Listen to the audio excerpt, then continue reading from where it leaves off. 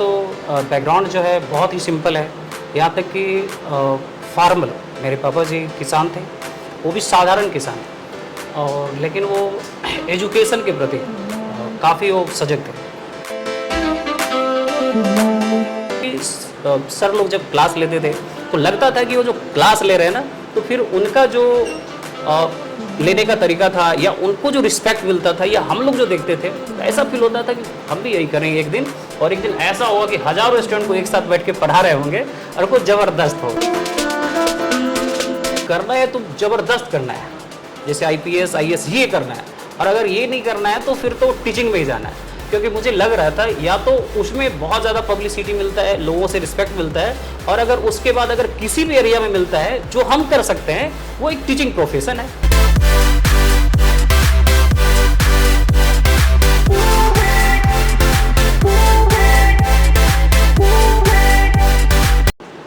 जिस समय घर में ये शेयर हम करते हैं कि मुझे टीचिंग प्रोफेशन में जाना है, तो उन्हें लग रहा था इसका लेवल अच्छा है, प्रिपरेशन सही से किया है, तो ठीक है, उस लेवल का अगर नहीं हो पा रहा है तो कुछ भी तो हो सकता है, उससे डाउन ही कोई भी ग्रेजुएट लेवल या +2 लेवल भी तो सेट हो सकता है, जैसा मेरा है। और गांव में पटना में जैसे कि 2002 में मेरा पटना जाना हुआ, और 2002 से लेकर के 8 तक पटना में रहना हुआ, फिर लास्ट के 2 ईयर दिल्ली में। तो लोगों को भी लगता था कि ये कुछ रिजल्ट देगा, ये कुछ अच्छा करेगा, क्योंकि ये शुरू से ही इसको उस ढंग से गाइड किया जा रहा है। और लोगों में चर्चा भी था कि कुछ लोग ऐसे भी थे कि हाँ देखते हैं क्या करते हैं नहीं करते, जैसा कि होता है जो इन्वायरमेंट मेरा था। चैलेंज तो था ही मेरे लिए, जब बीच में आना होता था तो सुनने को मिलता था माँ से या पापा से कि वो ऐसा बोल रहा था, उसको लेकिन जवाब नहीं देना है, एक दिन जवाब देंगे लेकिन रिजल्ट से तुमको जवाब देना होगा। बिल्कुल। तो फिर बस ये, लेकिन जब सर ये किए कि इंस्टीट्यूट ओपन करना है, और प्लानिंग भी हो गया था कहाँ करना है, तो बेगूसराय में करना है, क्योंकि बेगूसराय पटना के बाद एक डेवलपिंग कंट्री था, डिस्ट्रिक्ट था, डेवलपिंग था, और मुझे लग रहा था कि वहाँ जाकर के उस तरीके के लोग मिलेंगे, वहाँ इन्वायरमेंट मिलेगा, वहाँ बिजली का कंडीशन सही होगा, सब कुछ सही होगा, तो प्रॉपर उस ढंग से प्लेटफॉर्म मिल सकता है और स्टूडेंट भी मिल सकता है, क्योंकि बेगूसराय लखीसराय खगड़िया समस्तीपुर के कुछ रेडियस को कवर करता है। तो फिर तो घर वाले तो बिल्कुल मना कर दिए कि नहीं, ऐसे खास करके ये तो टीचिंग में तो जाना ही नहीं है, क्योंकि टीचिंग प्रोफेशन वाले को हम लोग की सोसाइटी है, लोग वेटेज नहीं देता है, और वो उस ढंग का अचीवमेंट भी नहीं कर पाते थे जो उनका मतलब लोगों को ये लगता है कि अगर आप किसी काम में सिक्योर है, पैसे बहुत कमा रहे हैं, तो आप बहुत मतलब सफल हैं। उनको लगता था कि टीचिंग में वैसा कुछ नहीं है, क्योंकि टीचिंग जो हम जिस बैकग्राउंड से आते हैं, तो टीचिंग को वो टीचिंग नहीं देख पाए थे जो कि हम देख पा रहे थे कि हम इस लेवल तक इसको ले जा सकते हैं। उन्हें लगता था कि ठीक है, टीचर बनेगा, इतना पढ़ाई लिखाई किया, जॉब करके कुछ अच्छा करेगा, कि क्या टीचर बनेगा, टीचर का क्या वेटेज है, क्या सोसाइटी में इसका कोई सम्मान तो नहीं है। तो चैलेंज तो था मेरे लिए, घर के तो सभी लोग मना कर दिए, लेकिन लास्टली फिर हम अपने कॉन्फिडेंस से बनाए, सबको, आसपास के लोगों को पता चला, तो फिर वो तो एक अलग तरह का माहौल बनाने लगे। तो खास करके बेगूसराय के नाम पे तो सारे लोग डिनाई कर गए कि नहीं, वहाँ करना ही नहीं है। लेकिन मुझे लगा कि जगह कैसा भी हो, उस बैकग्राउंड की क्या जो भी कुछ हो, हम अपने तरीके से काम करेंगे और सफलता मिलेगी। उसके बाद फिर वहाँ पे मेरा सेटअप स्टार्ट होता है 2010-17 दिसंबर को। मेरे पास 20 तारीख से लेकर के 31 दिसंबर तक काउंसलिंग का टाइम मिला था, ऐड करने का टाइम मिला था। बस एक पोस्टर बेगूसराय में कुछ पोस्टर मार्केट में दिया गया, और बच्चे मेरे पास आए। उस समय मेरे पास स्टाफ भी नहीं था, बस सिंगल हम थे, और काउंसलिंग भी खुद करते थे। मेरे पास कोई स्टाफ नहीं, यहाँ तक कि स्वीपर भी नहीं था, कभी कभार झाड़ू भी खुद ही ऑफिस में लगा लेते थे। उसके बाद फिर तो ये शुरुआत में जो एक स्टार्टअप होता है उसमें सारा काम खुद करना पड़ रहा था। खुद करना पड़ा, यहाँ तक कि हम जो वहाँ रहते थे किसी जान पहचान वालों के यहाँ रहते थे। अच्छा। हाँ, यहाँ तक कि हम फ्लैट भी नहीं ले पाए थे, और बिल्कुल सिंगल वहाँ थे, मेरे साथ में कोई नहीं था। घर के लोग तो घर में बिजी थे ना, लेकिन वहाँ तो मुझे खुद करना था। फिर उसके बाद शुरुआत 20 दिसंबर से लेके 31 दिसंबर तक मेरा काउंसलिंग खुद हुआ। खुद काउंसलिंग बच्चों से की, लगभग 250 के आसपास में स्टूडेंट आके काउंसलिंग करते हैं। और 3 जनवरी से मेरा बैच स्टार्ट हुआ था, क्योंकि 1 और 2 जनवरी को क्लास जनरली छुट्टी देखा जाता है, और 3 जनवरी को मेरे पास लगभग 240 स्टूडेंट आए थे। लेकिन बैच का अनाउंसमेंट था एक ही, 8 to 10, लेकिन वो बैच, और उस समय मेरा डेमो क्लास नहीं था। किसी को भी पढ़ाई करना है तो एक रजिस्ट्रेशन करा के करेगा, रजिस्ट्रेशन का नॉमिनल फ़ी था 100। अच्छा। वो कर पाएगा, उसके बाद वो फिर उसका मंथली इस तरह से सेट मेरा था। मंथली भी कमी था उस समय, जहाँ तक मुझे याद है 400 था। बच्चे आते हैं और 3 बैच मेरा बना, 8 to 10, 10 to 12, 4 to 6, और तीनों बैच 80 स्टूडेंट का कैपेसिटी मेरा था। लेकिन उसमें फिर 2 से 3 दिन के अंदर ही वो 100 क्रॉस कर जाता और किसी तरह स्टूल ये सब लगा करके मेरा स्टार्टिंग होता है बेगूसराय से। ओके, बेगूसराय में फिर आपने शुरुआत तो कर ली, लेकिन घर से जो संघर्ष का पता चला, लोगों ने कहा कि आप मत कीजिए, उसके बाद आपने बात नहीं मानी और आपने शुरुआत की और एक स्टार्टअप किया। उम्मीद है कि आपको सपोर्ट उस तरीके से उस समय नहीं मिला होगा, इसलिए सारी चीज़ें आपको खुद व्यवस्था है। लोकल लेवल पे जब आप एक स्टार्टअप कर रहे थे तो क्या कुछ आलोचनाएं वहाँ पे या कुछ कंपटीशन के दौर में कुछ ऐसा कुछ आपको जानने सुनने को मिला जो आपको लगा कि यार बड़ा मुश्किल हो रहा है, कहीं ऐसा तो नहीं? उस टाइम मेरा जो एज था 23 था। अच्छा। और पर्सनैलिटी वाइज भी हम एक टीचर टाइप से दिखते नहीं थे। मेरा जो स्टूडेंट का ट्रेडिशनल ड्रेस होता है, जीन्स पहनना या बाल जो भी अपने स्टाइल से रखना, तो लोगों को तो लगता ही नहीं था। या बच्चे जो काउंसलिंग के लिए आते थे तो उन्हें लगता था कोई आदित्य रॉय नाम से लगता है कि एक बड़ा नेम होगा, बड़ा नेम फेम होगा, उसका एक अलग भव्य पर्सनैलिटी होगा, नाम से ऐसा ही लगता है। तो लग रहा था कोई और होगा। काउंसलिंग में कई बार तो ऐसा हुआ कि हम बताते भी नहीं थे कि मेरा ही नाम आदित्य रॉय है। लगता था कहीं अभी ये काउंसलिंग करके जाए और फिर बाद में हो सकता है कि नहीं आए, क्या पर आएगा। मतलब कॉन्फिडेंस नहीं था, ऐसा लग रहा था कि जो हम कर रहे हैं उसमें रिजल्ट मतलब कन्वर्ट नहीं कर सकते। ये था कि क्लास में बैठ गए तो फिर तो इसको हम देख लेंगे। अच्छा। लेकिन पता नहीं, अभी तो बस बातचीत में है ना, इसको तो बस बता रहे हैं क्या है। हो सकता है कि कुछ ऐसे होते हैं ना, चेहरा देखकर ही जज कर लीजिए ये क्या, ये तो मेरी एज का है। या काउंसलिंग के लिए तो मेरे से बड़े भी आते थे, जिनका होता था 23 मेरा था। बहुत सारे लोग 25 में भी करते हैं, 26 से भी करते हैं, एज तो रहते ही।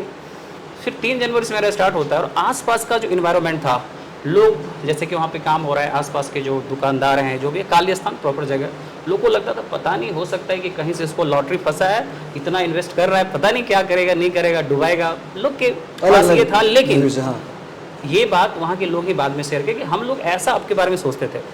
फिर आसपास के लोग भी ये इंटरेस्टेड थे कि देखते हैं कि 3 जनवरी को क्या होने वाला है यहाँ पे। और वहाँ पे उससे पहले था कि जैसे ट्रेडिशनल टीचिंग होता है, कोई टीचर हैं तो अपना कुछ चौकी लगा दिए, थीन पेपर पे पढ़ा रहे हैं, लुंगी पहन के ही, गंजी पहन के ही पढ़ा रहे हैं। लेकिन मेरा बिल्कुल अलग था। उस समय के लिए बेगूसराय में बिल्कुल डिफरेंट था। मतलब बिल्कुल नई पहला जो सिस्टम, एजुकेशन सिस्टम पहले चल रहा था, बिल्कुल प्रोफेशनल, उससे अलग हट करके प्रोफेशनल, बिल्कुल प्रोफेशनल था। लेकिन वो सेटअप प्रोफेशनल था, लेकिन बच्चों के साथ कभी हम प्रोफेशनल नहीं होते थे, कभी नहीं होते थे प्रोफेशनल। और कभी ऐसा, तो उसके बाद फिर लोगों ने आसपास का बाद में फीडबैक दिया, लोगों ने पूछा कि क्या हुआ। तो फर्स्ट डे मेरा इंट्रोडक्शन क्लास हुआ था और उसमें बस सिलेबस के बारे में बताएं। और उसके बाद फिर सेकंड मेरा, और उसके बाद फिर क्या था कि मेरा उस समय रिजल्ट वगैरह भी कुछ ऐसा नहीं था बताने के लिए, वो तो मेरा बाद में हुआ था कि मेरे पास ये अचीवमेंट है, ऐसा वैसा कुछ नहीं। उसके बाद जा करके पहली बार मार्कर, तो मुझे याद है कि मेरा एक फ्रेंड अभी था, वो बोला कि कम से कम बोर्ड पे लिख कर तो आप देख लीजिए कि आप कैसा राइटिंग बनता है। हाँ। ये सब मेरा बिल्कुल नहीं था।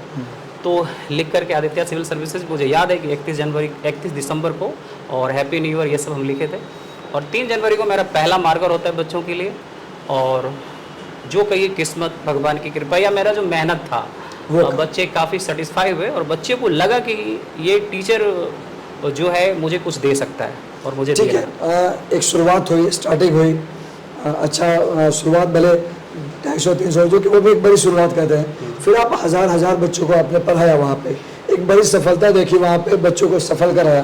फिर ये अचानक से कैसे आपके दिमाग में आता है कि अब हमको बेगूसराय से पटना की तरफ आगे बढ़ना चाहिए, तो उसके बारे में कुछ बताएं। हाँ, सफलता तो काफ़ी मिली और काफ़ी सब कुछ ठीक था। लेकिन मेरे मन में एक ये था कि अभी हम बेगूसराय में क्लास ले रहे हैं, तो एक मन में था कि डिस्ट्रिक्ट लेवल में क्लास ले रहे हैं। तो अगर पटना में जाकर क्लास लेते हैं ना, तो पटना में क्लास लेंगे तो एक अपने आप को प्रूव कर पाएंगे कि हम यहाँ भी क्लास ले सकते हैं, यहाँ के बच्चों को भी हम पढ़ा सकते हैं। तो अपने आप में एक चैलेंज था और चैलेंज हमेशा से लेते आए हैं। उस समय भी, जिस समय मेरा सेटअप स्टार्ट हुआ 2010 में, हम रोसड़ा में भी कर सकते थे, यहाँ आसानी से कर सकते थे, लेकिन बेगूसराय को क्यों चुने? कुछ लोग बोले भी कि भाई डिस्ट्रिक्ट में जाने की क्या जरूरत है, रोसड़ा में स्ट्रगल कर लीजिए, यहाँ से शुरुआत करिए। तो अपने आप को प्रूव करने के लिए ये सब डिसीजन हम लेते गए। और फिर पटना में मेरा स्टाफ सफल भी रहा। हाँ, सफल भी रहा। मेरा 2 से 3 महीने के अंदर, सितंबर में स्टार्ट होता है, ऑफ सीजन था, और 500 के आसपास वहाँ स्टूडेंट आया था मेरे पास में, सब बैच मिला करके। और फिर वहाँ पे बाढ़ आता है, 1-1.5 महीने बंद ऐसे ही रह गया। फिर कोरोना आ जाता है और फिर वो के दौरान मतलब काफ़ी चैलेंजेस। हाँ, ये काफ़ी ठीक है। लेकिन बेगूसराय ज़्यादा परफेक्ट है, तो फिर इतना वापस इस रूरल में आकर के फिर यहाँ पे एक और स्टार्टअप देना, एक शुरुआत करना, ये आपके मन में कैसे आया कि नहीं वहाँ भी किया जाए या फिर यहाँ के बच्चों के लिए किया जाए, कैसे? ये कुछ ऐसी बातें हैं जो मेरे साथ हो जाता है और उसका आंसर मुझे भी नहीं पता रहता है कि हो कैसे गया। जैसे कि लॉकडाउन में घर बैठने का 1 ईयर मौका मिला, तो उस बीच में पटना में जो मेरा स्ट्रगल था, 1 ईयर बैठना घर पर गया, तो घर बैठना पड़ गया 1 ईयर, और पटना में बिल्कुल ही अलाउ नहीं था कि जाना है नहीं स्टार्ट करना है किसी भी कोचिंग को।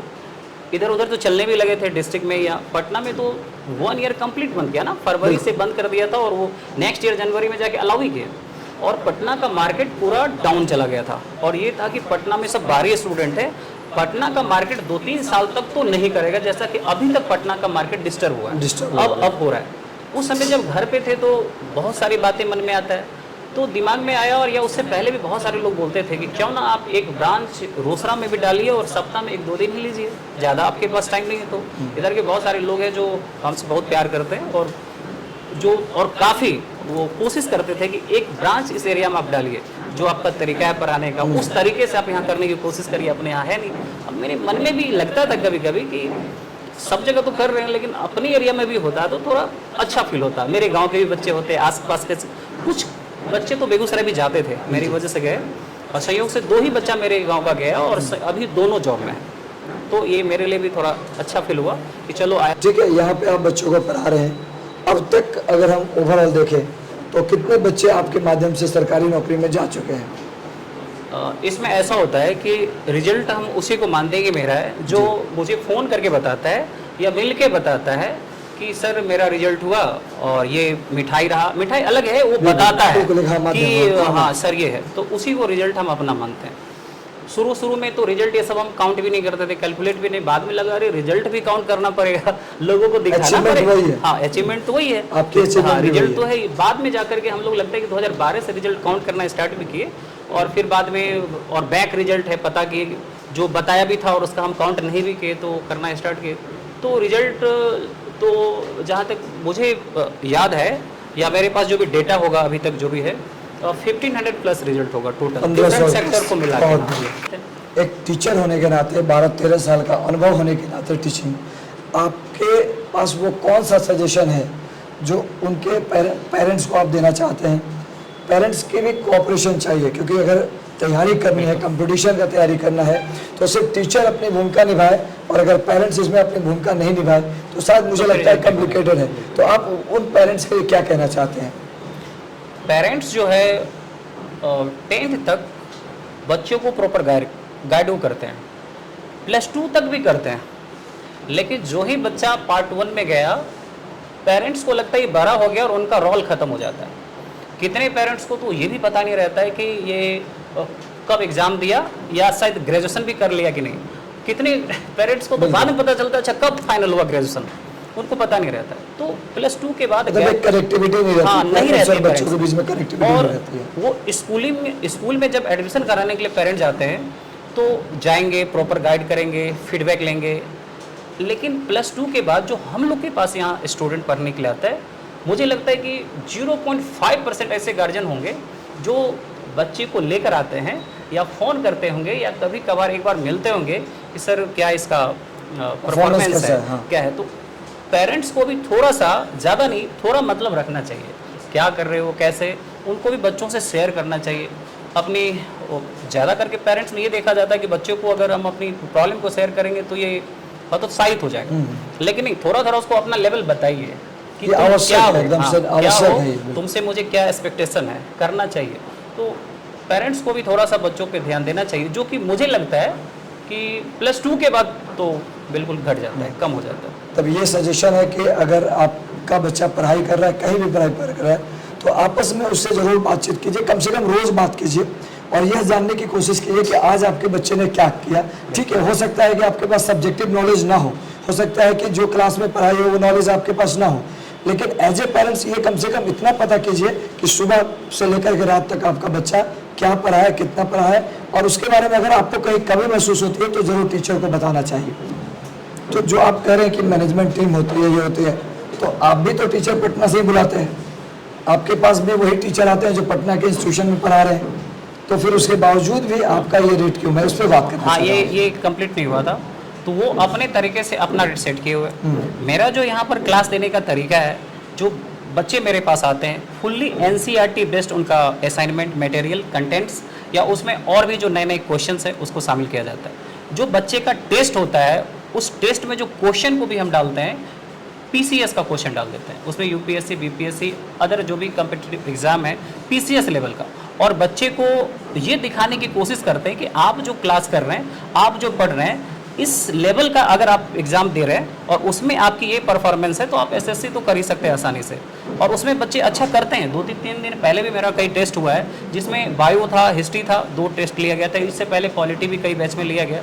क्वेश्चन का लेवल मेरा वही होता है, पीसीएस लेवल होता है, लेकिन बच्चे एसएससी के हैं। तो ये पर्पस ये नहीं कि बच्चे को डिमोटिवेट करना, ऐसा नहीं है, वो दिखाना कि आप का जो लेवल है, आप जो प्रिपरेशन कर रहे हैं, और पीसीएस हो या एसएससी हो, सब एनसीईआरटी से ही प्री लेवल का क्वेश्चन उठाता है। पीसीएस अपना लेवल दिखाता है मेंस में, यूपीएससी अपना लेवल दिखाता है मेंस में, लेकिन प्री जो रखता है ना वो कॉमन रखता है, प्री सबका सेम होता है। और एसएससी के लिए तो प्री मेंस सब एक ही होता है, सिलेबस जो डिजाइन किया। लेकिन वो राज आपने नहीं बताया। लेकिन जो कंटेंट्स मेरा है, अब मुझे बेनिफिट कैसे हो जाता है, इसके पीछे वजह है। बेनिफिट इसलिए हो जाता है कि फैकल्टी जो मेरे पास है, इंग्लिश के हैं या अदर सब्जेक्ट के हैं, लेकिन 4 से 5 सब्जेक्ट जो है ना रेगुलर खुद हम अकेले लेते हैं। ओके। 4 से 5 सब्जेक्ट मेरा होता है। अगर इस 4 से 5 सब्जेक्ट को अगर हम 5 टीचर में डिवाइड कर देना तो फिर ये जो मेरा अभी फी स्ट्रक्चर है ये मेंटेन नहीं हो पाएगा। अगर आप एवरेज देखें तो जो असाइनमेंट है मंथली का एवरेज अगर देखा जाए तो 7 से 8 पेज एवरेज की बात कर रहे हैं। कोई 20 पेज का भी है, कोई 30 पेज का भी है, कोई 60 पेज का भी मटेरियल है। एवरेज देखा मंथली देखा जाए तो एवरेज 10 पेज तो पर डे के हिसाब से बच्चे को जा रहा है। अगर आप उसका फोटो स्टेट का रेट जोड़े ना, बच्चे नहीं कैलकुलेट करते होंगे, इस बात को हम समझ रहे हैं। अगर उसका या गार्जियन भी नहीं देख पाते होंगे, वो बस देखते हैं कि 800 का महीना है, 700 का है, या 10,000 है, या 7600 या 6600 है, वही देखते हैं। अगर वो कैलकुलेट करेंगे ना तो फिर उनको समझ में आएगा कि आदित्य जो दे रहा है ना वो क्या दे रहा है, तब उनको समझ में आएगा। अगर आप फोटो स्टेट भी कराते हैं ना तो अभी मार्केट का रेट 3 रुपया है, 10 एवरेज ले रहे हैं 30 होता है, 25 होता है, या आप मिनिमम भी अगर आप करते हैं ना 6 से 7 पेज भी अगर कैलकुलेट करते हैं 20 रुपीज होता है। 20 का मतलब होता है 600 का आपको सिर्फ हम असाइनमेंट दे रहे हैं और 800 रुपया फी दे रहे हैं। फी 800 700 या जो एक बार में देते हैं, अगर वो कैलकुलेट करेंगे तो 500 600 ही। ठीक है, आपने बताया कि आप 5 क्लास लेते हैं। 5 क्लास का मतलब कितने घंटे की रोज की आपकी प्रैक्टिस होती है, पढ़ाना होता है? 5 क्लास है तो इसमें 10 घंटे का तो मेरा क्लास होता है। 10 घंटा? बिल्कुल, एक दिन में 10 घंटा अगर आप रोज पढ़ाते हैं तो फिर इसके लिए आपको तैयारी भी करनी होती होगी, फिर फैमिली भी मेंटेन होता होगा। तो फिर आदित्य राय एज ए शिक्षक, एज ए टीचर कैसे अपने समय को मैनेज करते हैं और बच्चों के बीच में भी इतना समय दे पाते हैं और अपने पर्सनल लाइफ को भी मैनेज करते हैं, कैसे? हाँ, मेरे साथ तो ये है कि जब से इस प्रोफेशन में आया, या किसी भी इंसान को अगर उस प्रोफेशन में है तो 100% अपने प्रोफेशन को देना चाहिए, लेकिन उसका एक फैमिली भी होता है। फैमिली मेरा इसलिए भी मैनेज हो गया कि हम अपने फैमिली में सबसे छोटे हैं। जो रिस्पॉन्सिबिलिटी होती है कि ये रिलेटिव वो वहाँ पे जाना है, वो शादी विवाह, हम सबसे साइड हुए, तो थोड़ा सा लोगों को मेरे से शिकायत भी रहता है कि आता नहीं है, और वो चाहते भी हैं कि मेरे यहाँ ये मेरा पूजा हो रहा है, मुंडन हो रहा है, अगर मेरे पास समय होता है तो सुनने को मिला कि वो बहुत घमंड हो गया, कि आगे बढ़ गया। हाँ, शिकायत मेरे से लोगों को रहता है। हाँ, लेकिन कभी कभार अगर 10 मिनट भी बात किसी से कर लिए तो फिर उसको भूल जाता है सब कुछ, कि नहीं जो सोच रहे हैं वो नहीं है। कुछ इसके साथ प्रॉब्लम है कि अपने इंस्टीट्यूशन को ही पूरा 100% टाइम दे रहा है, और उन लोगों को भी अच्छा ही लग रहा है कि जो काम कर रहा है ना दिल से कर रहा है, बहुत अच्छे से कर रहा है। अब तो फैमिली भी है तो थोड़ा सा रहता है, लेकिन बच्चे हैं, वाइफ है, तो वो लोग भी समझ रहे हैं कि नहीं टाइम का तो इशू है ही, तो कोऑपरेट मिलता है सबके। खैर, आपके शब्दों की मधुरता को हम समझ सकते हैं। आप जिस तरीके से बच्चों के साथ कनेक्ट होते हैं ये भी हम जानते हैं, और एक बहुत बड़ी चीज़ आपके अंदर है कि आपने जहाँ भी शुरुआत की है एक बेहतरीन शुरुआत की है, और एक ही प्रोफेशन में लगातार इतने सालों तक अपने आप को बनाए रखना ही यह बताता है कि आप एक सफल व्यक्तित्व हैं, जो छात्रों के बीच में, युवाओं के बीच में चर्चित भी हैं। आप जहाँ भी पढ़ाते हैं, ये मुझे पीछे से भी फीडबैक में पता चला है। हम उम्मीद करते हैं कि आप इससे और आगे बढ़े, और आदित्य सिविल सर्विसेज एकेडमी जो है ये और आगे बढ़े, और जो आज रिजल्ट 1600 तक का है वो आगे चल के 16,000 और 16 लाख तक पहुँचे। बहुत बहुत धन्यवाद आपका समय दिया है। बहुत धन्यवाद।